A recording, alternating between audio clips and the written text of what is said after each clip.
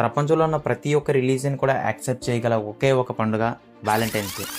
అది దీని వెనక ఉన్న స్టోరీ ఏంటి? ఇది తెలియాలంటే మనం 3rd సెంచరీ వరకు వెళ్ళాలి. అప్పట్లో రోమ్ దేశాన్ని పాలిస్తున్న గ్లోడియన్ అనే చక్రవర్తి తన సైన్యంలో ఉన్న చాలామంది యువకులు వాళ్ళ ఫ్యామిలీస్తో ఉన్న ఎమోషనల్ రిలేషన్షిప్ వల్ల యుద్ధంలో సరిగ్గా పర్ఫామ్ చేయలేకపోతున్నారని గమనించాడు.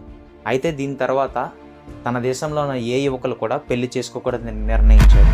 కానీ ఆ దేశంలో ఇంతకుముందే చాలామంది రిలేషన్షిప్లో ఉన్నారని తెలుసుకున్న శాంట్ వ్యాలంటైన్ అనే ఒక వ్యక్తి ఎవ్వరికీ తెలియకుండా తన చర్చ్లో వీళ్ళ పెళ్లిళ్ళు జరిపించేవాడు. ఇది తెలుసుకున్న గ్లోడియన్ చక్రవర్తి నిర్ణయానికి వ్యతిరేకంగా ప్రవర్తించినందుకు శాంట్ వ్యాలంటైన్ని చెరసాల్లో బంధించాడు. ఇతను రాసిన చివరి లెటర్ ఎండింగ్లో ఫ్రమ్ యువర్ శాంట్ వ్యాలంటైన్ అని ఉంటుంది. అందుకే మనం ఇప్పటివరకు చూసే ప్రతి గ్రీటింగ్ కార్డులో కూడా ఎండింగ్లో ఫ్రమ్ యువర్ వ్యాలంటైన్ అని రాసి ఉంటుంది.